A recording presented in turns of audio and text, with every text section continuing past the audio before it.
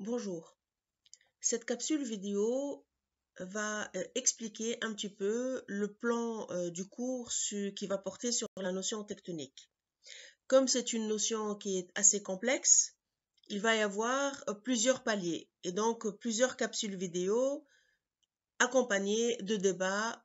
en cours présentiel. Donc, la première capsule vidéo va porter sur la tectonique partie 1 qui va être l'introduction. Il y aura deux parties pour l'introduction. Après la première introduction, il va y avoir une activité qui va porter sur le pisé, la compréhension du pisé en tant que système constructif et compréhension un peu comment la compréhension de de ce matériau,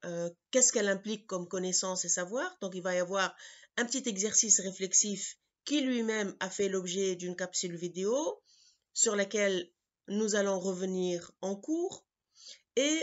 une deuxième partie, donc introductive, la tectonique partie 2, où il va y avoir également une capsule vidéo qui va expliquer un petit peu les références principales pour vous donner une idée générale sur cette notion-là, sa naissance, ses fondements théoriques et aujourd'hui où est-ce qu'on en est. C'est un petit peu l'état de l'art, ce que vous allez comprendre un petit peu c'est quoi l'état de l'art quand vous serez appelé à faire votre mémoire de fin d'études et éventuellement suivre peut-être des recherches de master ou de doctorat. Mais c'est important dès maintenant de savoir que une notion, ça vient pas de nulle part, qui a un historique, qui a un fondement de réflexion, il y a des débats, il y a un va-et-vient, et c'est important de savoir un petit peu, de connaître un petit peu les références par rapport à ce débat. Ensuite, la troisième étape ou le troisième palier de ce cours qui va porter sur la tectonique, euh, il y aura donc la partie tectonique partie 3, où il s'agit de régionalisme critique situé en Tunisie. En fait, c'est une capsule vidéo qui va enclencher un petit peu le débat sur un projet réalisé par Kartoun Design qui s'appelle OFAR à Jerba Midoun. En fait, ce projet est un petit peu une illustration d'un exemple de réflexion sur la question tectonique en situation, donc par rapport au contexte, à l'écosystème du contexte tunisien, de la construction, de l'industrie tunisienne, de la disponibilité des matériaux, etc. Parce que la tectonique, c'est aussi une notion qui interpelle, qui convoque aussi la disponibilité, la question des matériaux, la question de leur production, est-ce qu'ils existent, n'existent pas, ils sont disponibles, ne sont pas disponibles, quels sont leurs avantages, leurs inconvénients, etc. Donc, cette capsule vidéo va expliquer, à partir d'un projet concret, va expliquer comment le régime critique peut être réfléchi d'une manière située et contemporaine. Ensuite, il y aura pour le quatrième palier, il y aura donc la présentation d'une capsule vidéo du projet Kaus, Cardboard Architectural Working System, qui est un projet qui est breveté et dont le brevet a été évalué. Breveté, c'est un projet de Dora Ismail, moi-même donc, et Mehdi Deleji, et qui porte sur un système constructif innovant qui est en cours de prototypage en vue d'être industrialisé. Et enfin, il y aura donc la cinquième partie euh, qui va présenter donc le paramétrique, c'est-à-dire c'est un champ à part et je vais vous expliquer le logiciel de Rhinocéros Rhinovolt, à quoi il sert et à quoi est-ce que ça peut être réellement intéressant pour les architectes, les étudiants architectes, notamment pour réfléchir leurs objets architecturaux par le prisme de la logique constructive et paramétrée. Alors, cette notion et le cours qui va porter sur la notion tectonique va s'achever avec deux aspects. Donc, il sera la sixième partie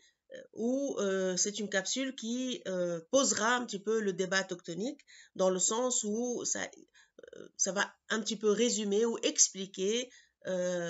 comment ce débat-là a toujours existé. C'est un petit peu le débat entre les architectes ou les ingénieurs, les gens qui se positionnent plus du côté constructif de l'architecture ou de ceux qui se positionnent plus du débat qui sépare le constructif de l'esthétique, du poétique, etc. Or, la tectonique, justement, qui est une notion à laquelle je veux vous initier, mais aussi c'est une notion avec laquelle moi je travaille et à laquelle j'adhère, c'est mon positionnement, c'est que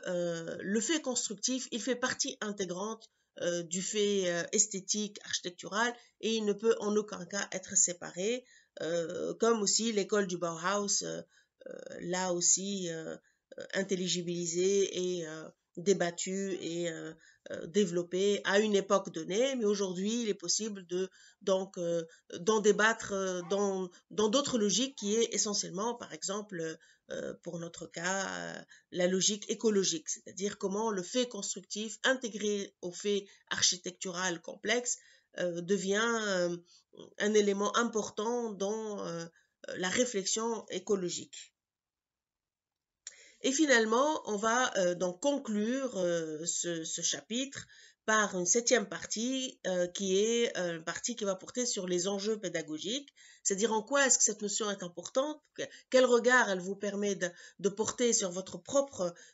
travail et quel regard ça permet aussi à l'enseignant de porter sur le travail des étudiants. Je me baserai sur des exemples concrets de travaux d'étudiants qui ont été encadrés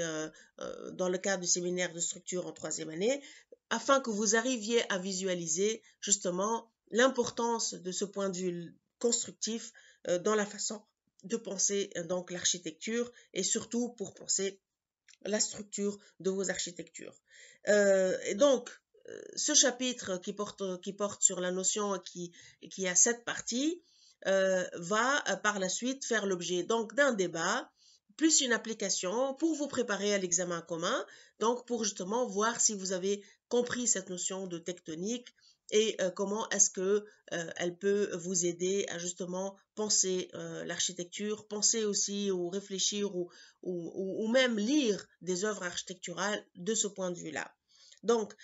voilà, donc ces capsules, il faut les voir chez vous, il faut bien les suivre parce que ils feront l'objet donc d'un débat et d'une application sur place lors de la séance présentielle. Et je vous remercie.